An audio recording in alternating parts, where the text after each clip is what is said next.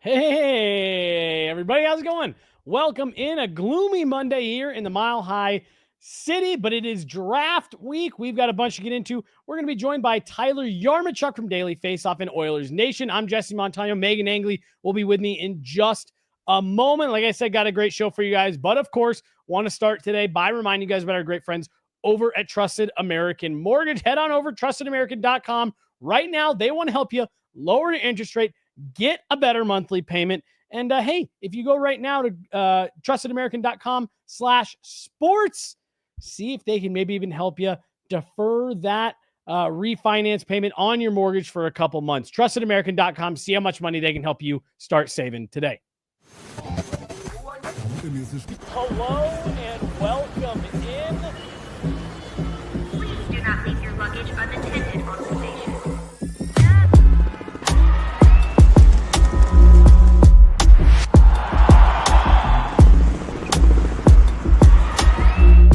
Welcome to the show. Hello, everybody. Welcome in. Welcome to the show, Guerrilla Sports Off Ice. I'm Jesse Montano. That's Meghan Angley. Meghan, it was blistering hot all weekend. Sun was out, blue skies, a little bit of a change up today.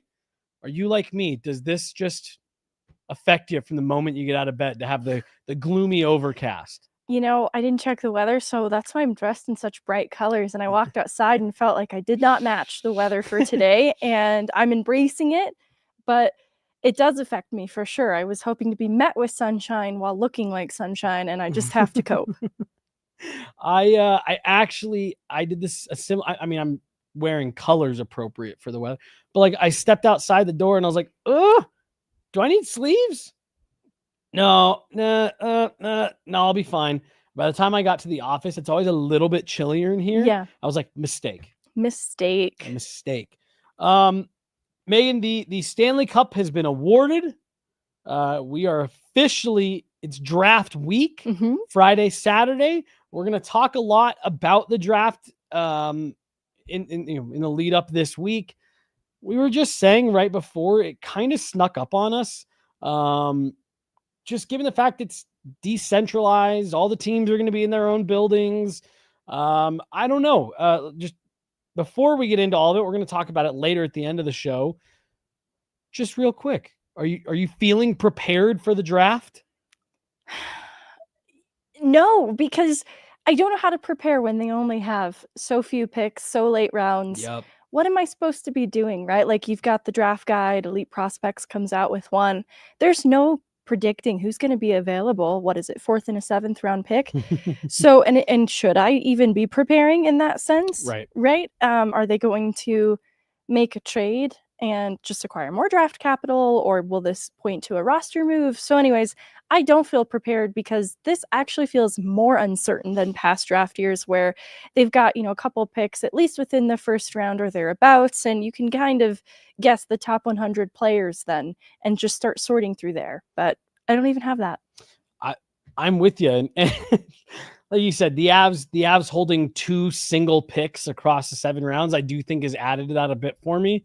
But yeah, we're going to talk a little bit about the draft, the implications for the Avs, where they may be able to bring some of those picks back into the fold. We'll get into that today. Tomorrow, we'll have a couple special draft episodes of Guerrilla Sports Off Ice this week. Do you care if I go ahead and break the news to everyone? No pucks and Prosecco this week. It is a draft focus week.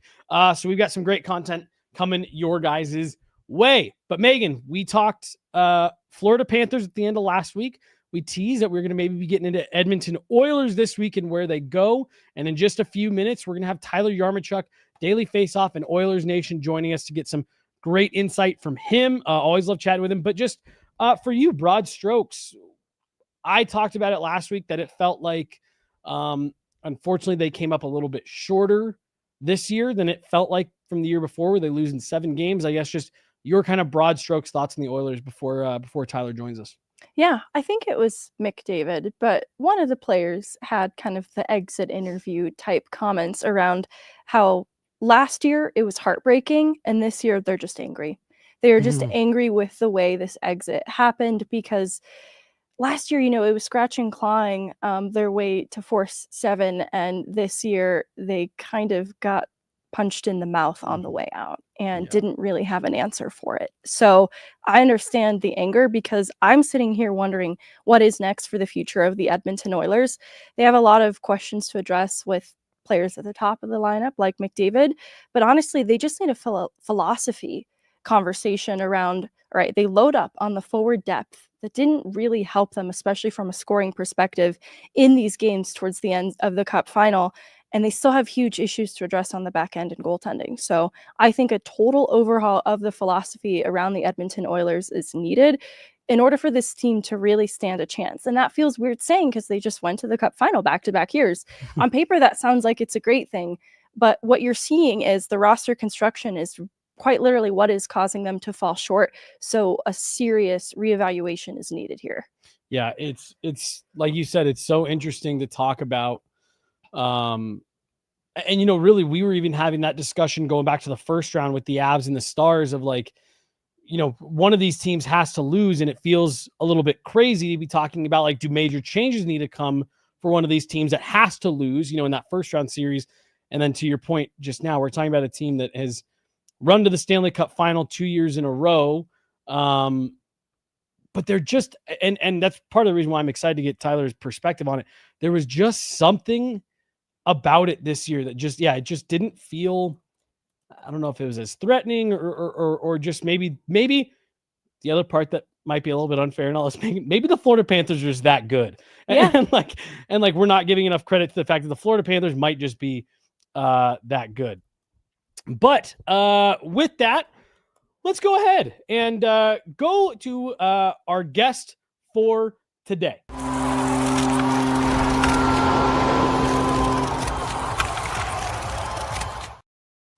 All right, and we welcome in Tyler Yarmachuk, Daily Faceoff, Oilers Nation.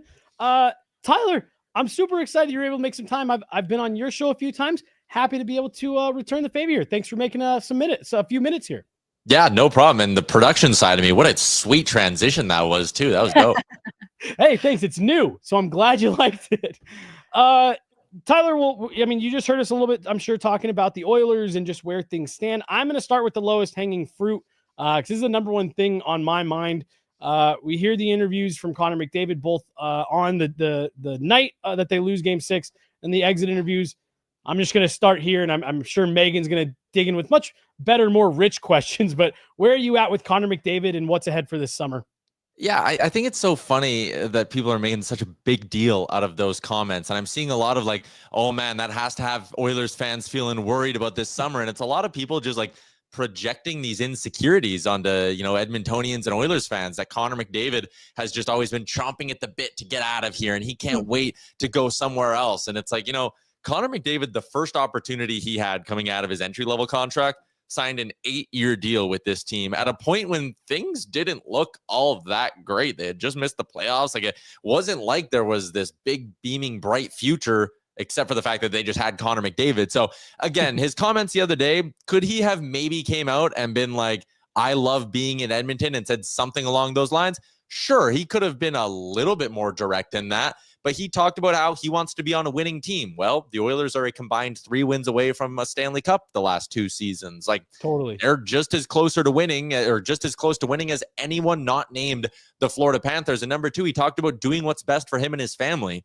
Being here in Edmonton, him and his wife have bought millions of dollars of real estate downstairs for his wife, Lauren Kyle McDavid, to open up her now 3rd business that's owned and operated out of the city. His best friend signed last year. His longtime agent runs the team. His coach from junior is the head coach. Like, all of these things connect at some point. I think it's a lot of, and like, Oilers fans aren't running around in the street right now being like, oh, Connor McDavid might leave. Everyone seems to think that there's some panic and some insecurity from Edmonton. There's not. I've never been worried for a second that he's leaving. Like, he's signing a likely 8-year ticket, probably in August. No, your point of the wanting to be on a winning team. Well, hey, you're on the winningest Western Conference team for the last 2 years. So there's a good start. I know some of the conversation too has shifted to big game players score in big game moments, and the way in which Edmonton Stars were contained in this Cup final, kind of a point of emphasis in an elimination game. The lone goal scorer is Vasily Podkolzin. What do you make of this, and how is that something that gets addressed if it's needed? Yeah, there's a couple of things. One, to almost tie that into the McDavid thing. It's not like Connor McDavid in Game 7 last year, this past season, had 5 points in the games the Oilers were eliminated and their goaltending was atrocious. Like, he's been held in check in pretty much all of the 13 Stanley Cup final games they've played. He had the 2 really big performances last year, and that's kind of it. So they need more from guys not named Connor McDavid and Leon Draisaitl, so that when there are stretches where the big guns are held in check by Barkovs and Reinhardts and these elite defensive players on the other side, that someone else can do the scoring. And there always seems to be this conversation with the Oilers that they're so top heavy and they can't be this top heavy. Their depth needs to be better.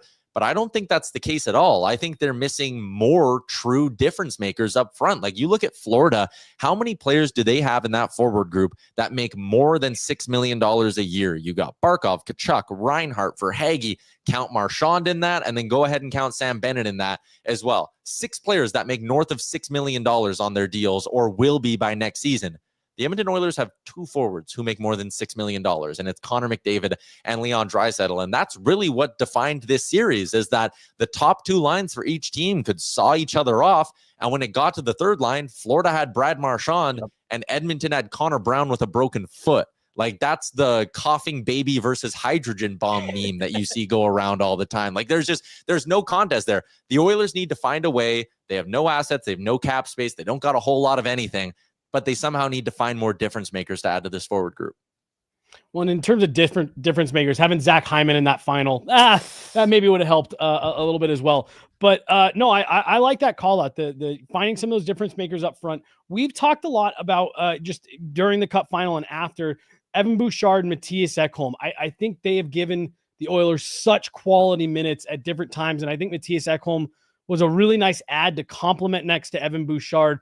But we were talking at the end of that series there, it did feel like Evan Bouchard got a little bit exposed on the defensive side of things. I guess where are you at with him? Is he one of those players, like I felt this way with Tyson Barrie when he was still with the Avs, like you live with the lumps because of what Evan Bouchard brings? I guess where are you at with him and what that next contract might look like? Yeah, my line on him is kind of like, listen, there's going to be 8 or 9 times during a season or a playoff run where you go, ooh, I don't like that play. But there's also going to be 5 or 6 times where you go, whoa, we won the game because of that guy. And you can go back through the last 2 playoff runs. Against Vancouver in 2024, he had 2 game winners in a series that went 7 games. Don't win. You can keep rolling through a whole bunch of different things. Like these last playoffs, there was no Mattias Ekholm the first 3 rounds, basically. Yeah. Evan Bouchard was a number 1, 25-minute-a-night defenseman who learned how to penalty kill on the fly and became their best penalty killing defenseman. Like, he's a superstar defenseman. And I think there is the tier with Makar and Hughes, and then there's a tier below it, and that's where Evan Bouchard. There's probably a blank tier in between, like Billy Bean and Moneyball. Like Hughes, Makar, 50 feet of crap, every other defenseman in the NHL. Evan Bouchard's in that group, though, right below the 50 feet of crap. He's that good, and you pay that guy, and you worry about the cap things later. And I go back to a quote that Peter Chiarelli had when he drafted him, and it was, you can't acquire those players via trade, so you better draft them. And they drafted one, and he fits in perfectly, and you pay him, and you worry about the bottom of your roster later, because to go back to my last answer now, the Oilers need more difference makers. They did not lose that series against Florida. Well, there's a handful of reasons why they lost, but number 1, they didn't have enough difference makers. Evan Bouchard can be that. All right. I got to ask about Trent Frederic then. I love the tryhards, the versatile, competitive bottom 6 guys that are just grinders.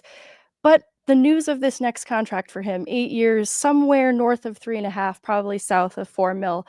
That's a lot of money. Can you kind of walk me through the value of this player and what he adds to the lineup?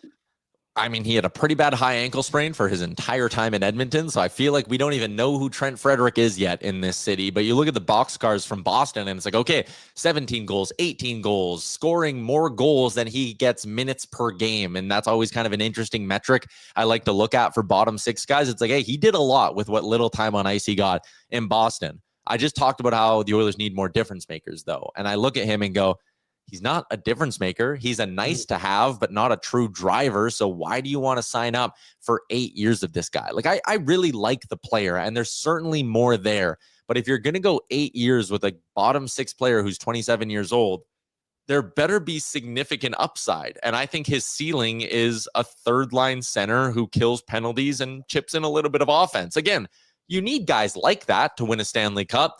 Do you need him at $3.8 million for 8 years? Or is that the type of player that a really smart, forward-thinking organization says, you know what? We'll always find that guy for $1.5, $2 million on the free agent market. Let's not take the risk and tie ourselves to one bottom six guy for the next 8 years for $3.8 million or whatever the final number ends up being. Again, if he turns into a rugged, physical, middle six winger who scores you 20 goals a season, this is an amazing value. If he takes a step back and the ankle has slowed him down and he never gets that speed, and he's a fourth line left winger who is kind of good on the penalty kill but only scores you 10 goals a year, you're sitting here like the Islanders were with Pierre Engvall going, why did we ever think this guy would give us 8 good years? So it's a risk, and I'll leave it at that, I guess.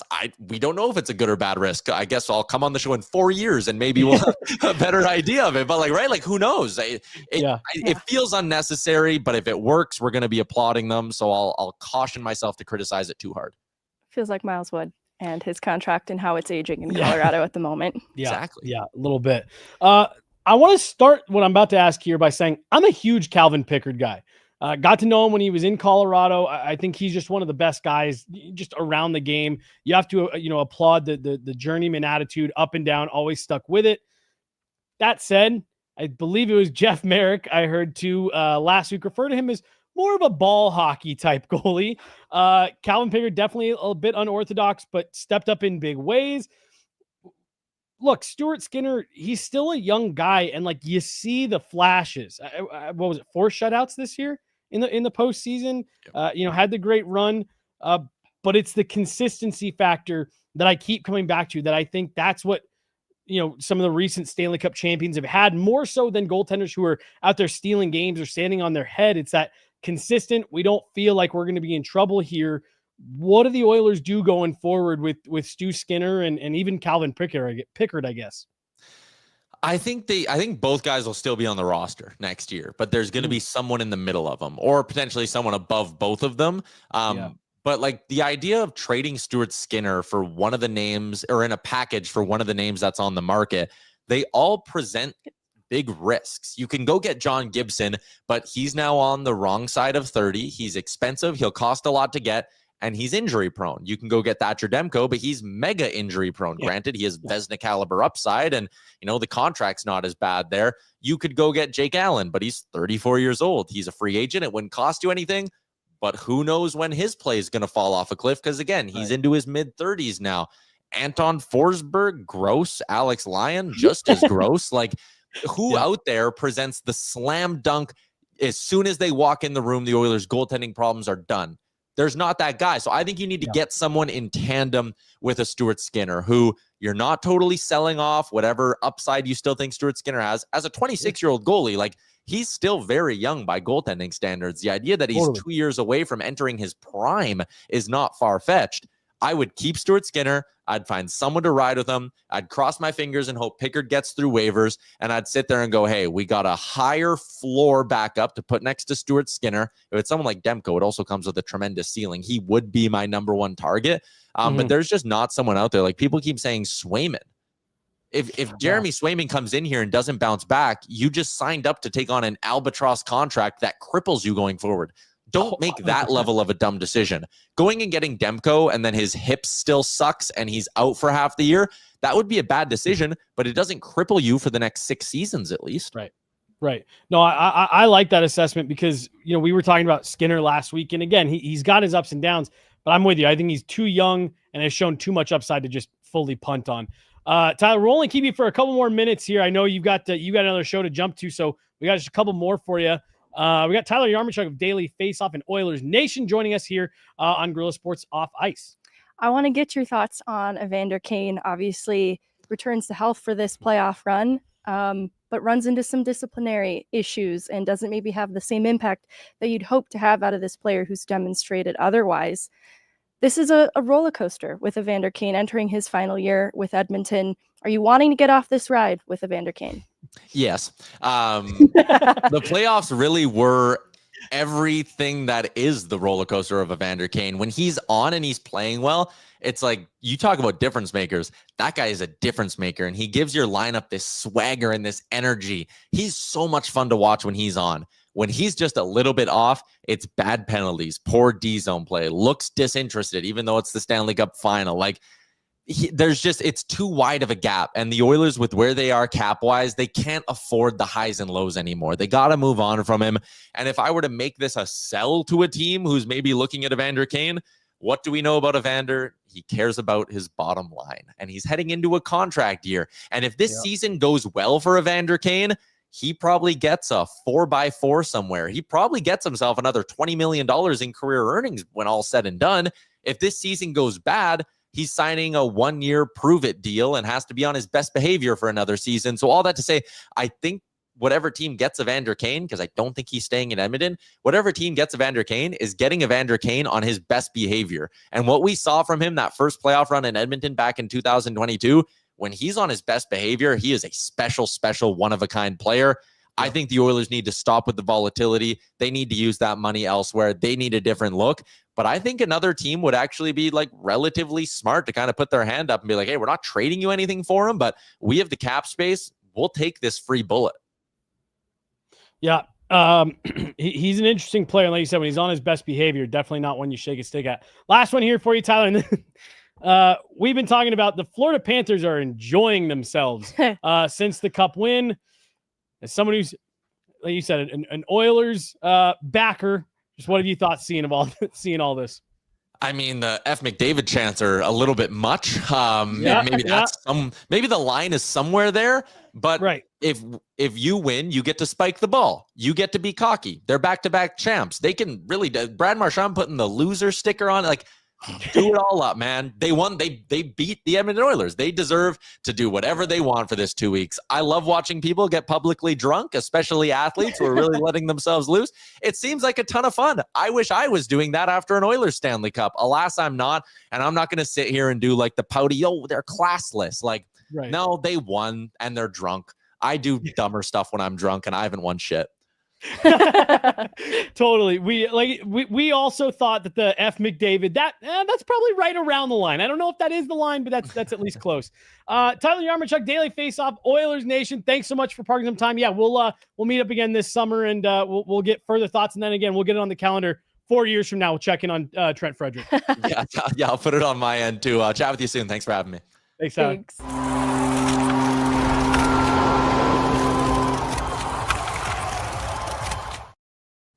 All right, that was Tyler Yarmachuk, Daily Faceoff, Oilers Nation. Big thanks to him for stopping by. Always love chatting with him. A lot of great insight there on just where the Oilers are at going forward right now, how they kind of took everything from that series. I guess let's just start with the McDavid stuff. Pretty confident that, hey, it's all fresh for McDavid. It's emotional. It's all that stuff. But I get that same sense. I don't think the Oilers are actually overly concerned about this. Maybe fans in small pockets might be wondering, wishing that he had said something a little bit more clear, but I don't think that he's really at crazy risk of leaving. Yeah, I want to read the comment to people. It was, if I feel that there's a good window to win here over and over again, then signing is no problem.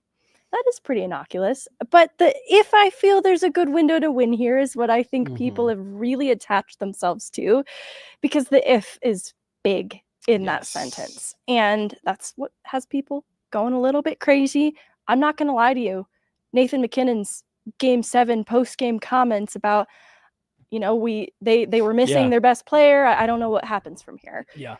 We also, in our own fan base, saw that it's a difficult time to talk to a player after they've been eliminated from the playoffs, but especially Game 6 in the Stanley Cup final, back-to-back years to the Cup final and not getting that winning result. I think for that being McDavid's kind of general takeaway so immediately in the aftermath, it's not that weird to me that a player is despondent. Yeah. And even given that, I don't think it's that despondent. And I imagined, was it Friedman who pitched the possibility of short-term contract options? That seems more realistic than jumping to a future where Connor McDavid isn't an Edmonton Oiler. Where he's going to play out the season and let's wait and see. Yeah. But I do think it is important. This next season is going to be so huge for Edmonton to kind of alleviate some of these growing concerns about this now very fragile window that they are in, to prove that they have the team that can actually get this done in the Cup final, not just get there, right? They've arrived, but there's so much more to do at that destination. And Connor McDavid is a huge part of that, and he needs to believe in that too. So I think that he does, right? I don't think these comments immediately point to the fact that he doesn't believe in that, but he'll need to demonstrate that he does in this next year, especially as a captain, as a leader, and kind of leading his team in this new direction that Edmonton inevitably does need to go in. I thought his comments about the Trent Frederic contract, without trying to bait him into that, you've anchored yourself to a Darnell Nurse contract that you don't like. It just hasn't aged well. Yep. Why run the risk of anchoring yourself to another contract that might not age very well and limits you in what you're able to do, tinkering with the rest of the lineup that has genuine needs? So anyways, Edmonton has a lot of questions to answer next year. And honestly, like, so few of them are to be answered by just Connor McDavid alone. Yeah. To his point, there are so many things around McDavid that need to support him staying there as an Edmonton Oiler in the future. And that's why I do, because, will you read the quote again from McDavid? Yes. If I feel there's a good window to win here over and over again, then signing is no problem. Because to Tyler's point, like, I don't think that is as much of like a threat as maybe there are some people who are out there kind of running with it. And I think everything you just said is spot on. While it also does leave Connor McDavid like the 5% wiggle room that if they start getting into all this and he's like, whoa, what are you doing handing out that size contract to this player? What are you doing, hamstringing our stuff, ourselves like this? It gives him some wiggle room where he says, oh, if I don't like what's going on, I can leave. But I don't. I think that was him making sure, he wasn't just going to come out and say, yep, I'm signing an 8-year deal. This is still a contract negotiation. Right. Each side has to maintain you don't want to a level of leverage. Right. 1,000%. I think every player up for a contract who has every intention of staying with his team still has to sound as if the door is open to try and milk for the max value of that contract. Yeah. I also liked a lot of what Tyler talked about with Evan Bouchard. And again, when undersized defensemen, offensive defensemen were first, starting to have their day in the NHL, I remember feeling that way with Tyson Barrie, where it's like, yeah, you don't have anyone else like this. You live with the fact that it's a little up and down on his own end. And to Tyler's point, he scored some big goals for that organization in the last few years. I do still look at, man, it'd be nice if you could get someone a little bit more steady paired with him. I guess not more steady. Mattias Ekholm's a very good defenseman, but you know what I'm saying. It is interesting because Taves wasn't even Devon Taves in New York, right? Like, coming here sort of where he assumed his true full form, and it was beneficial to Makar, but Makar was beneficial to him as well. And I think that's maybe the difference maker of what Taves is to Makar versus Ekholm to Bouchard. I think it's kind of a one-way thing in that, I don't know, that might not be fair to say. But what I am saying is Ekholm obviously has a positive influence on Bouchard, and I think Bouchard needs a defensive defenseman like Ekholm alongside him. But I don't know that we've seen the same kind of growth from Ekholm. He's kind of stayed what he is. And so I don't know if there is a player that there can be a more symbiotic relationship between the two. The other thing too is the live with the ups and downs then drives an emphasis on rounding out the rest of your decor to paper over when some of those inevitable downs are going to happen. And that's where I think they've missed on how that back end comes together. It's like, I thought, I was surprised Klingberg could still play as a third pair option. It was intriguing, but that's where there's a greater emphasis then on what your second and third pair look like when your top pair is just not going to be as strong as other top pairs around the league, like Taves and Makar. Then you need to bolster the rest of your decor in loading up second, third pair. And that's where I think these limitations we've talked about around what they can do within cap constraints around the rest of the lineup, there needs to be an emphasis then on the back end. Well, and to that point, again, something Tyler talked about of like, yeah, they did a decent job of like building their depth, but like you need difference makers. And to your point, like, not trying to just take this as a opportunity to be constantly sideswiping at John Klingberg. But like, okay, John Klingberg, like that should be a guy who's like a nice option for you somewhere down the depth chart. But when you're asking that guy to be a regular part of your lineup, and I know that's the, the back end, not the forward core that Tyler was talking about, but like, yeah, you want to have Florida had how many players with 20 points? Like, you want to have as many guys that you can count on contributing as possible. And it did feel like when you got Edmonton's depth, both up front and on the back end, up against Florida's, once you got to a certain point, it was just like, yeah, they're just much, much, much more effective on Florida's side than Edmonton's side, where it just did feel like you got into some areas where kind of, a ragtag group of players that decent depth on paper, they're not productive. They were just a roll too high in the depth chart that they should have been. Like, Brett Kulak was a pleasant surprise, but he should have been the pleasant surprise on a third pairing. And they still need a real solution then for what that second pair should be. And that's sort of where I'm at. And honestly, like, not so different from the conversations we're having around the Avs and what the back end will look like for them. We need to evaluate, the health and longevity of Josh Manson, because he obviously adds a physical impact that shouldn't be understated. But are we getting the most out of the mobile puck-moving defenseman that is Sam Girard, whose production has kind of waned a little bit? And I feel like Avs are in a much better room if you're talking Girard Manson as the second pair. But it does point to why that's important still. You can't punt just because you have really good high-end talent on that top pair. Like, Bouchard obviously brings a lot in terms of production.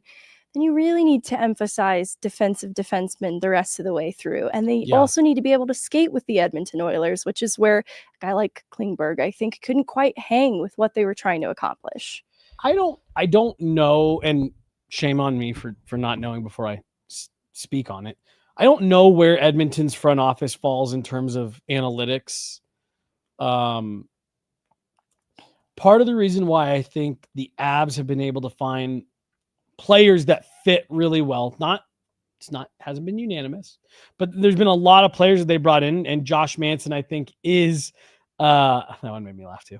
And I think Josh Manson is a great example of like a player that you brought in at face value for people who weren't intimately familiar with Josh Manson's game. It was like, this is a very different player than who they normally get. Can he hang? But it was actually because of his analytic metrics that the Avs Pro Scouting was saying, yep, this guy does a lot of sneaky things in his game that are going to fit really well. I do wonder, just RE, what you were saying, how much of that the Oilers embrace, or if it's just, if it's a name that we like, get him in here. I don't know if they look at that. Do they fit in this role? Is it what we need to back up? But, and again, I'm saying that as an Oilers person, you get in the chat here and be like, yeah, they're heavily in tune with that. I don't know. So, like I said, could be a little bit off base here, but I do wonder if that's maybe something that, like you said, the way they like to play, do they get players that are typecast to that effectively? Well, I'll at least reinforce on the forward side, that's exactly the appeal of Trent Frederic, right? Like, it's kind of the body of work prior to this season that is what appeals to Edmonton about what he can be and what that ceiling might be. And they're probably hoping that there's more growth potential for him. So my hope would be that they would do the same then with the back end. But I think that they anchored themselves too much to the forward depth side of things. And I don't mean, at the top of the lineup is where this was too heavily invested in. I mean, like the Adam Henrique sweepstakes going back a couple trade deadlines, and then the Jeff Skinner chance that they took on him, that really rounded out their forward depth, but it didn't quite, answer really any scoring problems at the end of the day. And there are injuries at play, right? Like, not having Zach Hyman definitely affects the bottom line of the depth matchup that Tyler was referring to, with the third line by third line is really where both these teams were kind of exposed. So I don't blame Edmonton for having that priority then around the forward depth, but it's definitely come at the expense of some other areas of the lineup that I think require priority going into next year. Because to Tyler's point, again, not to devalue Trent Frederic specifically, but I do think that there are guys that can round out your bottom six a little more affordably.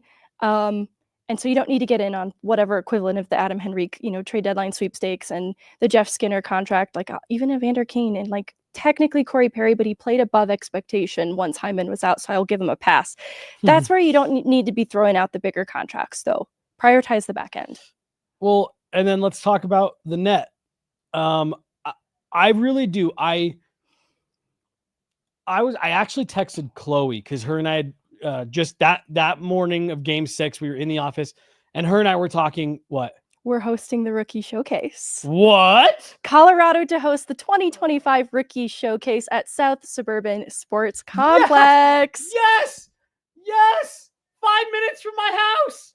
Yes! I was just thinking about this because we're going to be content planning for Dev Camp, which is rolling right after the draft this weekend. And I was like, well, I want to sit down with Brian Wilsey, okay? They don't let him talk to us that much. I want to talk to this man. Should I try to do it now? Or will I get a chance at Rookie Showcase, but I don't know where it's going to be? Will I get to travel? Yes. I will get to talk to Brian Wilsey in my own backyard, and I'm super hype.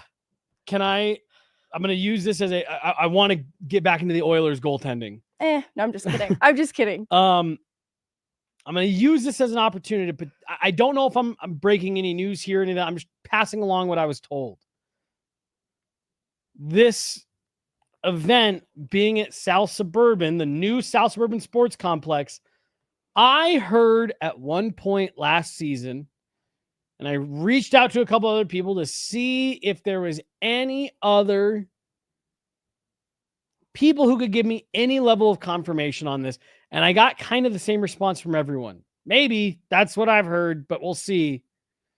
There's a chance the Avs will be moving to South Suburban Sports Complex, new facility for their practice facility, while the construction under downtown phase 1 of that new project does start to roll out, I believe at some point in the next year.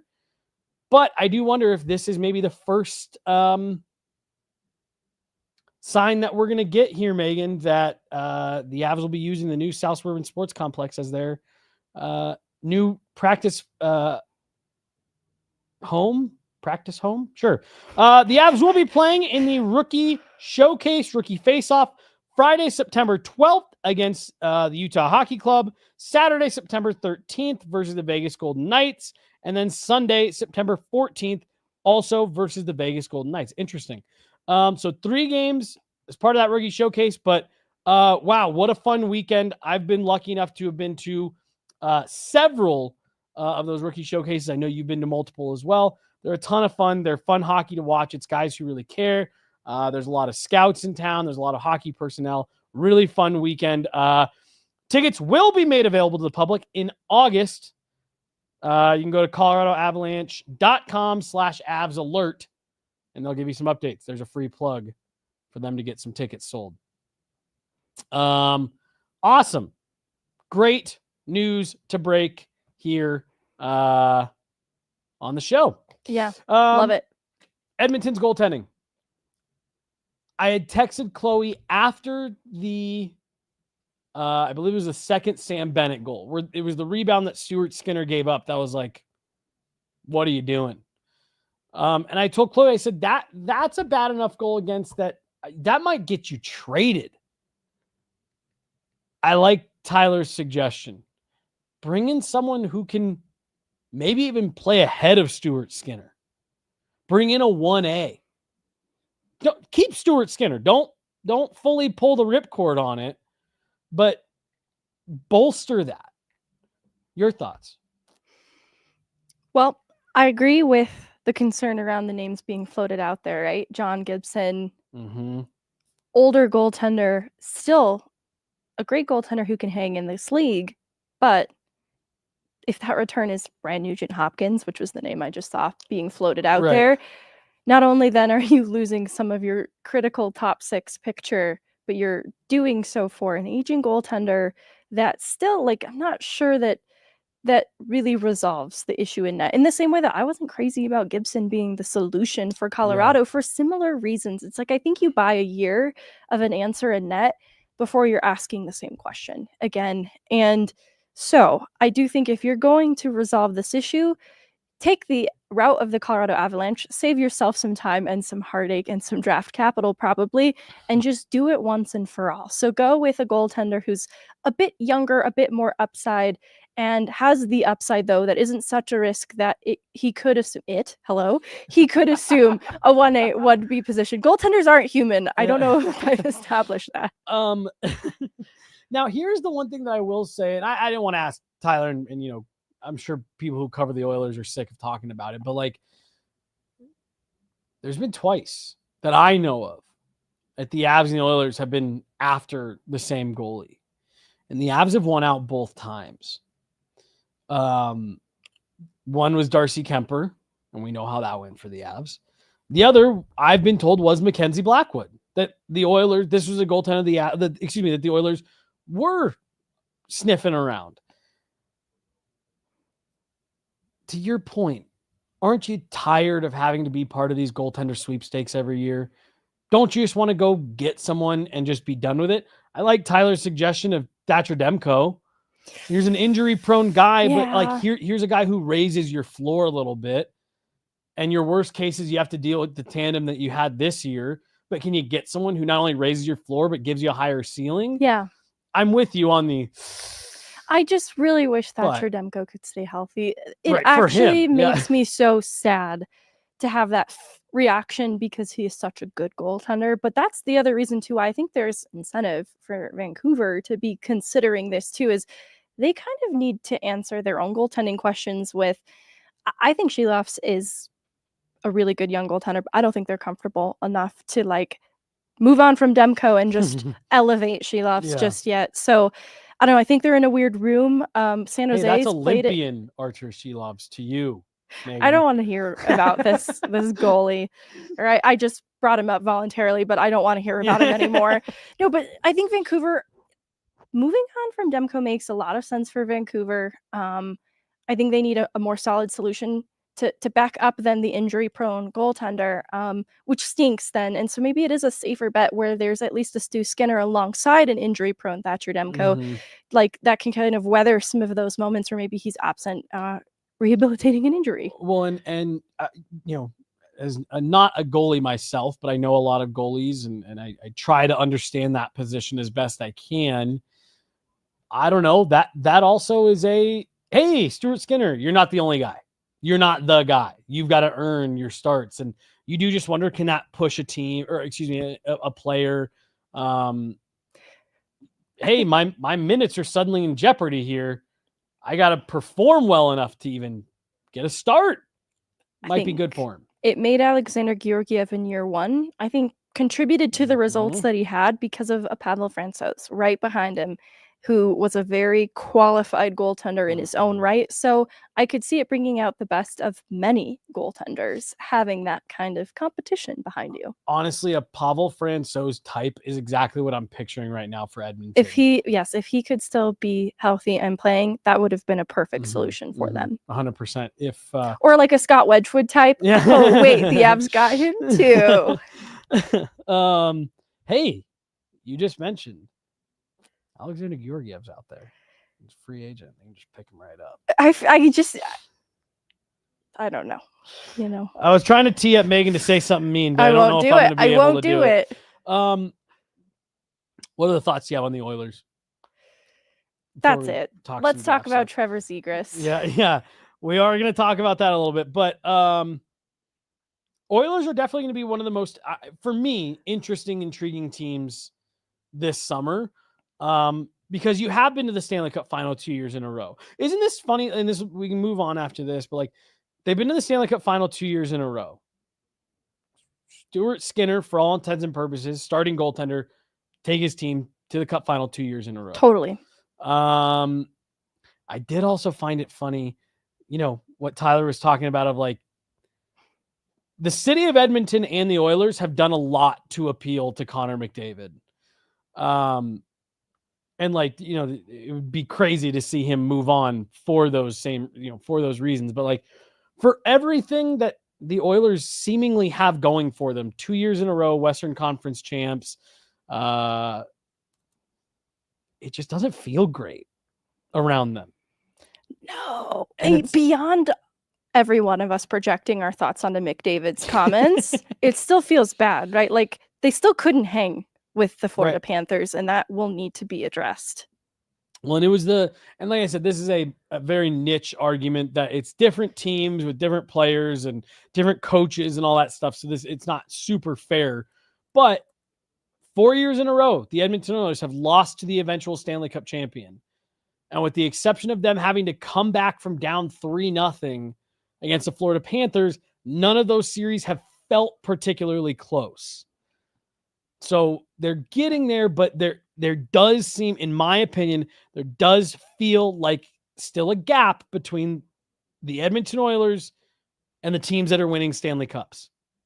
I'm going to be really curious to see where they go this summer. When you have Connor McDavid, Leon Draisaitl, you're always in the fight. Yeah, it makes me salty about the way the West shook out, and just some of the earlier teams eliminated because it was such a bloodbath to get out of rounds 1 and 2, that come the Western Conference Final, it just felt like, I don't know if any... Who can score the most? Yeah, I don't know if any of these can hang with this version of the Florida Panthers. Yeah, you started saying that from the second round. Let's talk about, we'll end with our initial kind of lead up to the draft. And again, we don't have, I was going to say a ton. We don't really have any Avs draft preview coverage for this year because the Avs are barely participating in the draft this year. So we'll talk a little bit about it in the lead up this week. But Megan, there was some NHL news, and it was a player who I'm not going to say we had on our board for keep an eye out. The Avs might be bringing this guy in, but it was a guy that we had on our board of, hey, there were rumors flying around. The Avs were maybe interested in this player last year. If the Avs are looking to really shake things up, this could be a name. He ends up going for really a much lesser value than I think some people were expecting. You've had the girl standing across the street from the burning building grin on your face all day. Trevor Zegras sent out east to the Philadelphia Flyers, reunited with friend Jamie Drysdale in exchange for a second-round pick, a fourth-round pick, and Ryan Poehling? I never feel confident pronouncing that last name. Poehling.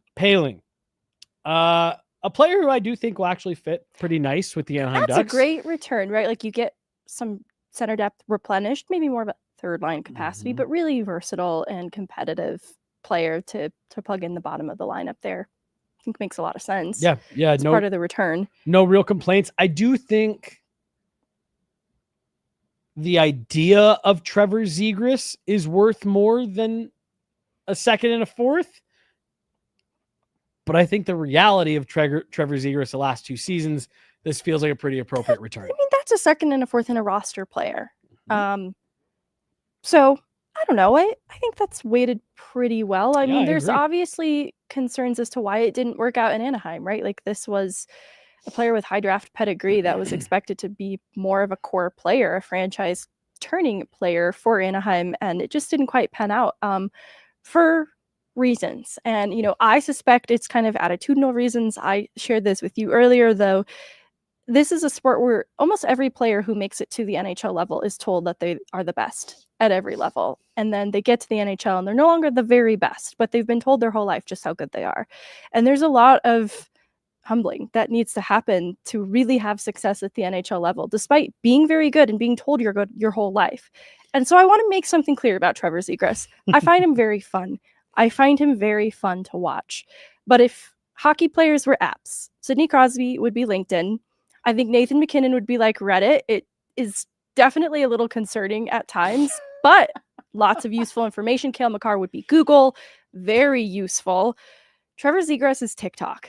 All right. He's super fun. He's super fun to watch. But you have to be discerning and ask yourself, what am I looking at? Yeah. Periodically, you have to ask yourself. Is this bad for my brain? Right. Is this bad for my brain? You have to ask yourself. And so I love TikTok. Okay. I love watching TikTok.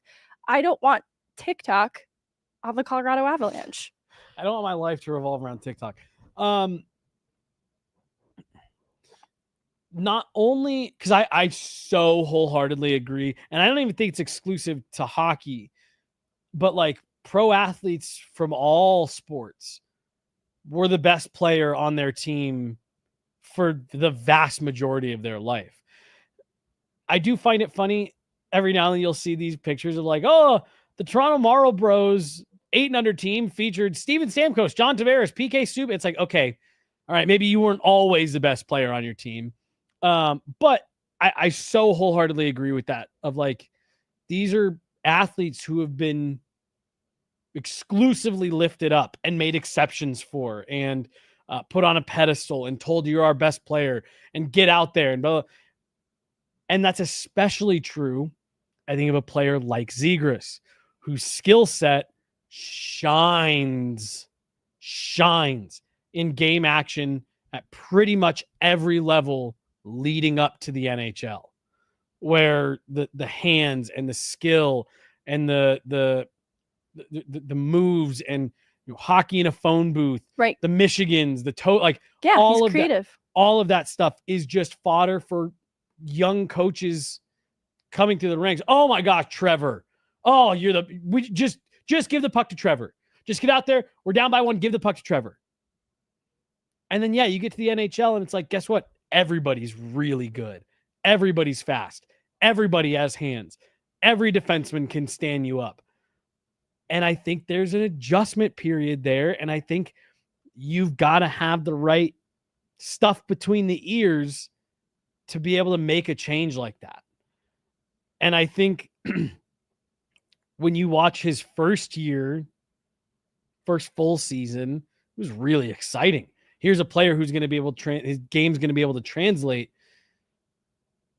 Trevor Zegras feels to me like the league saw it, was in awe of it, learned it, understood it, and now it's not really much of a threat. I think he has to build other parts into his game because I think the high skill still shines through in moments.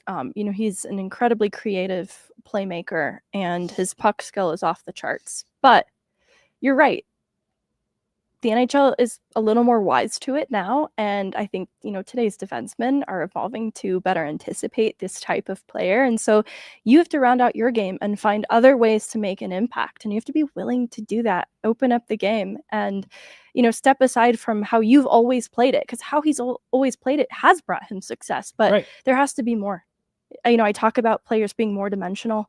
That's all it is for Trevor Zegras. But I say that as if it's a simple thing. Mm-hmm. You talk about stuff between the ears. You have to be really bought into that. And it can be a humbling experience, I'm sure.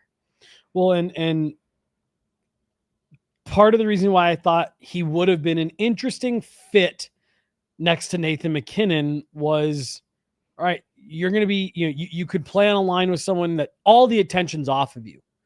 Trevor Zegras kind of becomes an afterthought if you're skating with Nathan MacKinnon. And I think part of what I'm going to be interested in this fit in Philly is, one, do they put him next to Matvei Michkov?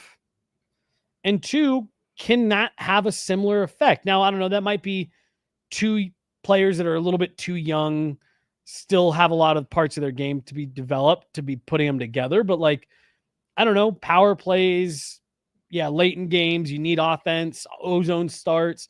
Could putting those two players together take some of the attention off a guy like Trevor Zegras, where it is going to free him up to be a little bit more creative and great playmaker as well, slipping passes through seams and, beating guys one-on-one. Is that going to maybe make it a little bit easier for him? We'll see. But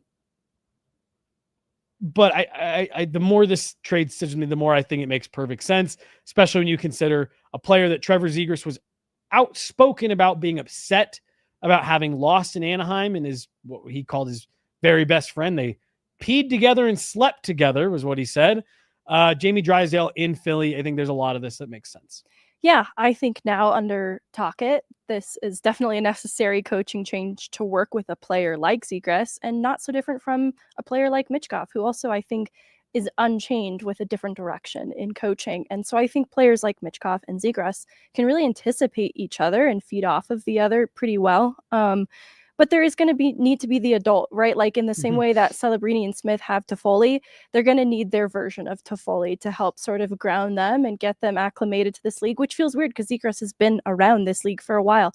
So that's where the having the egoless approach to this really will help him to have success in Philadelphia, because I think that their forward picture is starting to come together. Like, they signed Noah Cates to an extension. I talked a lot about this player around the deadline. And so I think they've gotten better with the addition of Zegras, but they are going to still need the adult in the room to help kind of settle that down and channel it into something productive. Yeah, we'll talk. We'll talk on our Philadelphia Flyers podcast, right? Today's the Edmonton Oilers show, but we'll have our Flyers cast coming soon.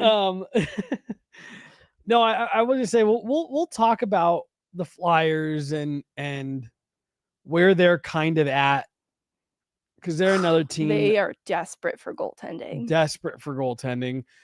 And then I do also want to revisit something that you talked about before the show of, like, there's starting to be some type of symbiotic relationship between the Ducks and the Flyers. That's maybe just something to half keep an eye on. As you just mentioned, the Flyers are desperate for goaltending. These have suddenly become two teams that have dealt a lot with each other, in the same way that the Avs are suddenly starting to build this, relationship with the Sharks. And it's a very well documented relationship with the Blue Jackets. And it is funny just when you start to notice these little pockets of teams that like to work together. It works. A list of besties in the league, right? Mike Greer, Chris McFarland, definitely besties. And and I think this is something that we should keep an eye on as we head into the end of the week, and the draft. Of, again, are these lines to keep the string connected between? That is super interesting. I don't want to now start spoiling it, but I do think that San Jose has draft capital, and there are potentially maybe more depthy pieces, B grade, C grade prospects that could be of interest to San Jose. I don't know. Maybe they're not thrilled with how Nikolai Kovalenko went. I think they missed, though, on how they utilized Kovalenko, just to be honest. He seemed like he started working really well with Celebrini, and then they changed things up. I know there was some injury stuff in there too, but I think there was a disconnect between coaching and Kobe. Does Miles Wood not seem like just the perfect San Jose Shark? Honestly, like, he seems like someone who would immediately be on that Tyler Toffoli, Macklin Celebrini, Will Smith little inner circle. He can skate with them. I don't know if he plays with them, if that's where you were going with this. But not necessarily, but I don't hate it. That they might need an actual adult in that room, though. So true. But like you said, for the Sharks, 2 first-round picks, 2 second-round picks, a third, 2 fourths, a fifth, and a seventh.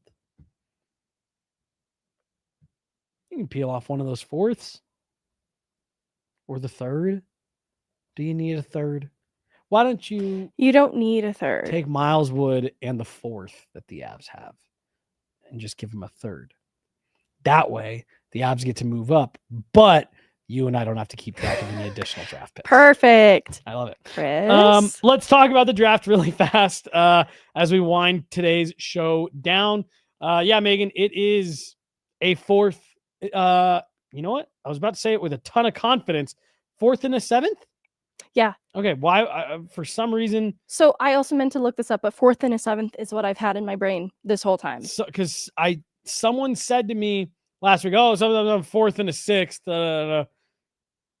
It is a 4th and a 7th. That person got in my head and they messed up the cadence of what I was saying there. It is a 4th and a 7th for the Avs this year. This is a room that they've been in several times since winning the Stanley Cup, of not having a lot of draft capital.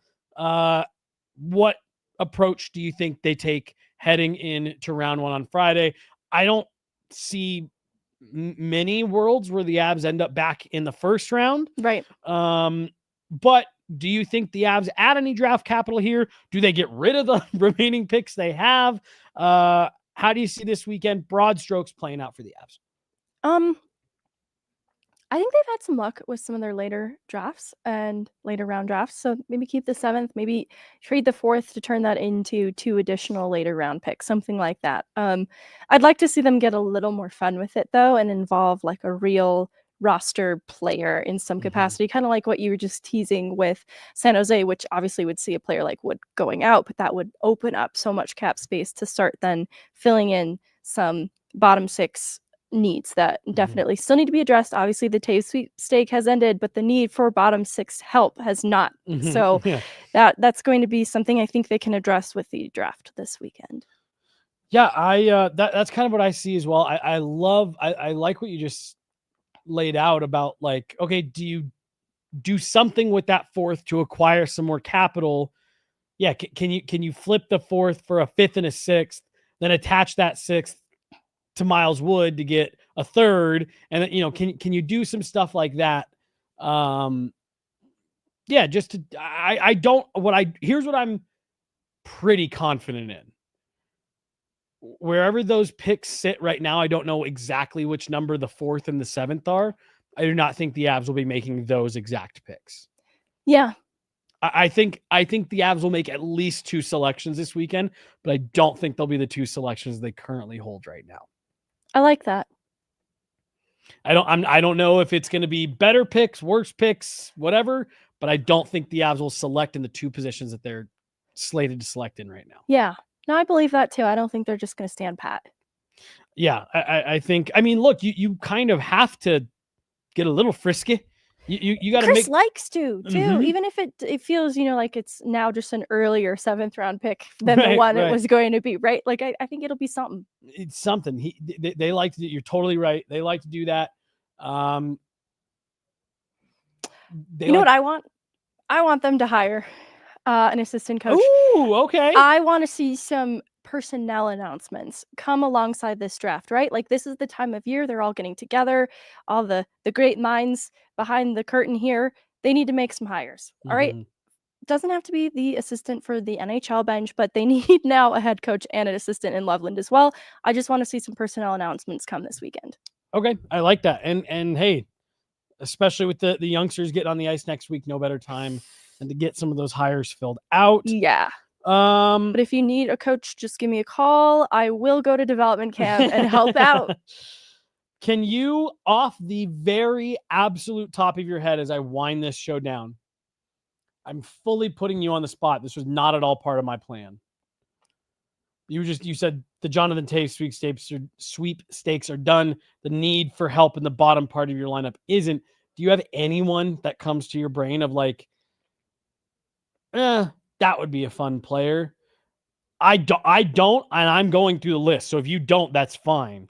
I don't, but give me 24 hours and I will have a name for you. And we'll be back at it tomorrow. Yeah. Because I do feel like I've been such a hater, right? No to Toews, no to Zegras. And so I want to come to you guys with solutions, okay? That's only fair. I can't be just saying no to everything. Nico Sturm. I don't hate it, but that was also just partially a joke. That's going to do it. I don't have much else. Olympian. That's right. Nico Sturm. That's right. Olympian Nico Sturm. 2-time Stanley Cup champion Nico Sturm. Throw some respect. Bama Metcalf throws Corey Perry's name out there. I know I've gotten really prickly around Corey Perry. If you want to get back to the Cup finals, but I can't guarantee. Yeah, if you want to win. Yeah. Oh no. She's Megan. I'm Jesse. We got Chloe behind the glass today, kicking off the week for us. Like I said, just a couple. Tomorrow will be a draft edition of Gorilla Sports Off Ice. Looking forward to that. We've got our planning meeting after this for dev camp and all that good stuff. So lots of fun content coming your way. She's Megan. I'm Jesse. Chloe behind the glass. Thanks so much for hanging out. Have a great week. We'll see you guys tomorrow. Thanks for stopping by. Bye. Bye.